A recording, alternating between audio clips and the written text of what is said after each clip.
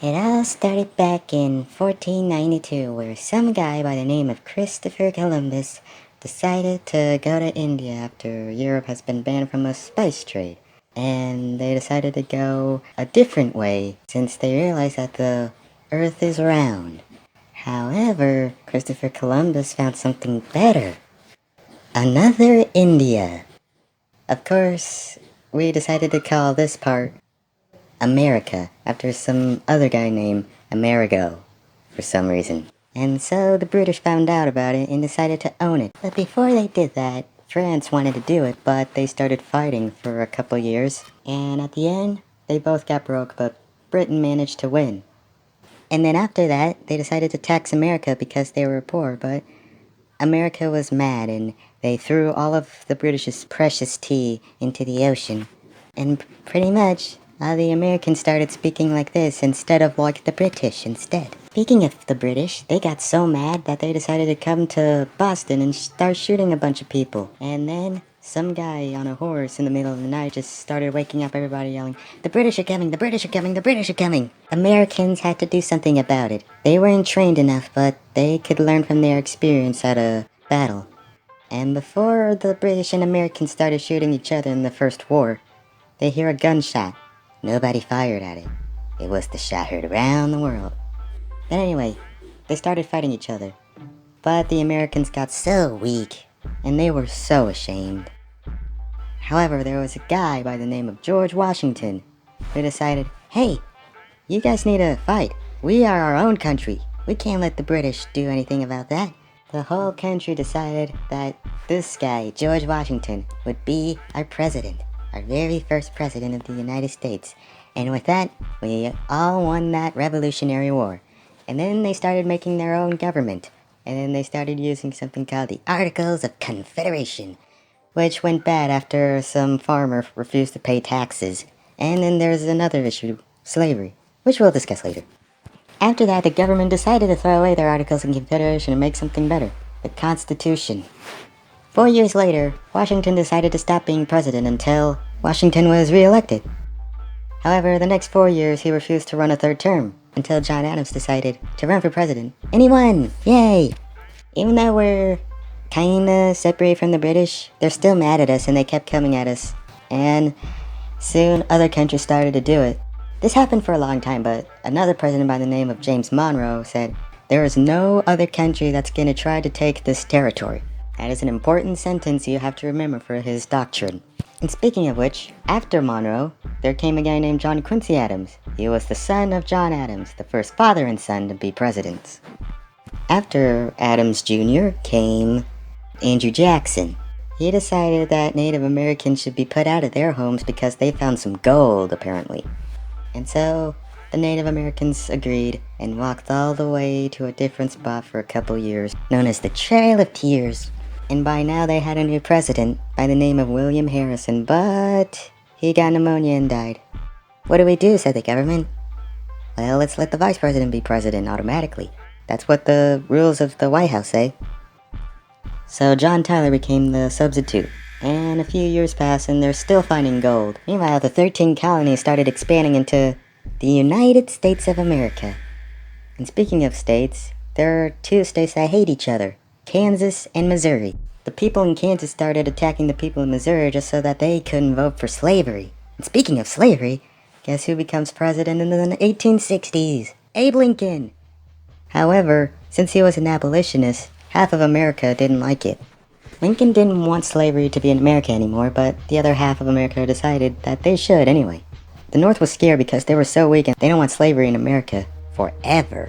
But after a massacre happened in Gettysburg, Lincoln gave the most inspirational quote in the whole world. And despite having an alcoholic as their general, the Union wins. And down in Appomattox, the generals of the Union and Confederate soldiers met together, where they agree that the Union has won. And to celebrate, Lincoln was re-elected, and this was an exciting day for America. Juneteenth, the day slavery was abolished. And Lincoln decided to make this a good day for America by watching a play in the Capitol. Sadly, though, a man by the name of John Wilkes Booth came by and shot him. Lincoln had so many other goals to accomplish, which was called the Reconstruction. But the vice president, who later became president by the name of Andrew Johnson, kinda reconsidered it and made America hate him. Therefore, he became the first president that was impeached, or at least tried to be impeached, but he managed to stay in office. Then, the former general of the Union, by the name of Ulysses S. Grant, who was the alcoholic I mentioned earlier, fixed the whole thing.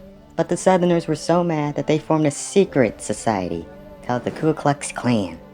Wait, if this is a secret society, why does everybody know about that? But no matter, they took their bed sheets and wore it over themselves and started burning down African-American homes, schools, and started killing everybody. Mostly just blacks or even whites who don't agree with them. Grant decided to stop that, and the Americans moved on to something different, the Transcontinental Railroad. And at the time, other non-Americans started coming in. They were mostly Chinese and Irish people, and they decided to help. Okay, the Irish came because they were tired of eating potatoes, and the Chinese, well, they built a Great Wall. Why didn't they just do that with a train track? After the railroad was complete, we had some different roles for the other people. So the Chinese started working at laundromats, and the Irish, well, they became citizens as well, and they weren't exactly as equal as Americans. But what about the African Americans? Well, they're not slaves anymore. They can be citizens, or they can be called the Buffalo Soldiers. Their job is to protect the Native Americans. But for some reason, the Native Americans were already pushed off of their lands again when they decided to manifest their destiny. Oh yeah, there's a guy named Grover Cleveland who decided to become president twice in a row after losing an election. Meanwhile, the 1900s started happening. And for some reason, the citizens started making more money than the government. And the other citizens decided to expose him, one by writing a book on how bad a meat factory is, and one spreading the word about Rockefeller, and started taking good care of immigrants. Because, have you heard? The French gave us a gift called the Statue of Liberty, and now that the immigrants can see it, they know that when they come to America, it'll be great. But they're living in ghettos now, but not for long. Oh yeah, and somewhere around Europe, a war just started, and then the whole world just got involved. But America didn't, necessarily, until they heard that Mexico could get everything that we had taken from them back if they entered the war. And so we decided to go in and help the others win and blame Germany. When we came back, it's the 20s, and we had a big party, and we decided to use something called credit, where we buy money we don't have and make the stock market really worse. But before we could prevent it, the stock market crashed, and we all are really broke. But the president at the time, Herbert Hoover, said, "I'm gonna use my voice, not like the last president we have, Mr. Coolidge, and I say, you guys are responsible, we're not helping you." And then everybody started hating them and immediately started voting for Franklin Roosevelt, who was running for president, and said, "I can help you guys. And remember, the only thing we have to fear is fear itself." And America started getting back to normal just a bit until Japan started attacking them out of nowhere. We kinda didn't really pay attention to the Second World War going on because we were too sad and busy repairing our economy. And so, the Americans decided to go back to war. Wait, if we didn't want to be involved in World War II, why were we helping the British? And didn't we hate the British back then too? Huh? This is all not making any sense. After winning the Second World War, we saw how bad it was and decided to help Germany by repairing everything and getting rid of the Nazis.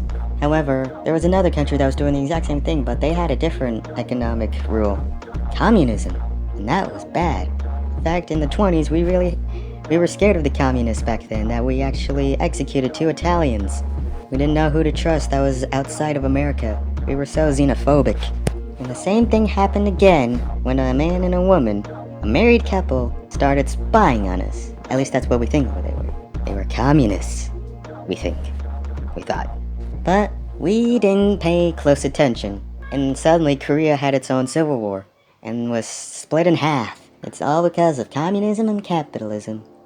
And so what did we do? We finally met and decided to use nuclear war. But we didn't want to do that because the whole world would end. And we decided to calm down just a bit and started racing each other in outer space. Well, to be exact, they started the whole space thingy because they launched Sputnik. And we didn't know what it does, so we decided to study astronomy. And at the same time, we also had a bit of a conformity, which is like peer pressure. And there's this popular singer here named Elvis. He's better than the last singers in the 20s, especially Louis Armstrong. However, since he grew up in a poor neighborhood and was really friendly towards blacks, nobody else liked him. So that was non-conformity. And speaking of blacks, there was a little kid by the name of Emmett Till who decided to flirt with a white woman but only to be murdered by her husband. And when the mother found out, she got so mad that she let the funeral be open casket so that everybody in America could see. And all the blacks were so mad that they decided to start a movement. Well, specifically, Martin Luther King did, with bus boycotts. When the governors of states realized what was going on, they decided to make the situation more worse. However, the president decided, let them keep doing what they do. They still need rights, like everybody else does. But that's not the only thing they had to worry about. The president at the time, JFK, realized that Cuba, which was neighboring Florida, one of our states, is actually throwing a communist revolution. And of course, JFK had to do something about it, but he was too scared. In fact, the Bay of Pigs incident happened, and everybody didn't like him anymore.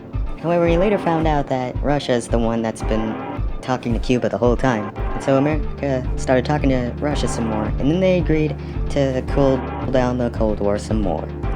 In the end, JFK was really popular again. So popular, he went to Dallas. But sadly, he too was assassinated before he could do anything about the civil rights. This seems oddly familiar. However, Lyndon Johnson... Okay, this is getting creepy. Lyndon Johnson actually supported JFK and decided, yeah, let's take care of this. Let's start making Medicare, Medicaid, and schools for kids with special needs. And also, let's pay attention to what's going on in Vietnam. Because I heard they sunk one of our ships and we had to go fight because they're communists. But who are we fighting? We don't know what's going on and they don't know what's going on either. And so, after a whole bunch of confusion, the Americans left Vietnam, only to be shunned by their fellow comrades. And it turns out Richard Nixon didn't help us either. In fact, there's a whole scandal that happened in Watergate where he technically was breaking lots of laws that a president shouldn't have been doing. He called him a crook, and he said, I'm not a crook, but I quit my job anyway. So Gerald Ford took over. As the years passed, things started getting better. There's a new type of conformity going on. Playing basketball now. We're watching some cool movies. We're no longer making fun of blacks, we're making fun of Asians now. But not anymore until the 90s. Oh, and by the way, did you hear that we scared Russia by using the Star Wars? We were gonna make so much cool advanced technology that they couldn't keep up with that Cold War. It's still going on? Well, not anymore, because the Soviet Union fell apart. But somewhere in the Middle East, some bad things started happening. Everybody started hating us because the Shah was so bad, and we supported him. But we didn't pay attention to that. Until suddenly, they took control of our planes and blew them up into special places. And they almost hit the president's house, I think. But we got some heroes that crashed it down. In the middle of nowhere, somewhere in Pennsylvania. Because of this, our president, George Bush, said, we're going to war, just in that area. And so, we've been stuck in this war for as long as we can remember. And we've been so scared of another attack. But there was one guy by the name of Barack Obama, our first African-American president. Everybody loved him. And so, that's America in a nutshell. Happy 4th of July.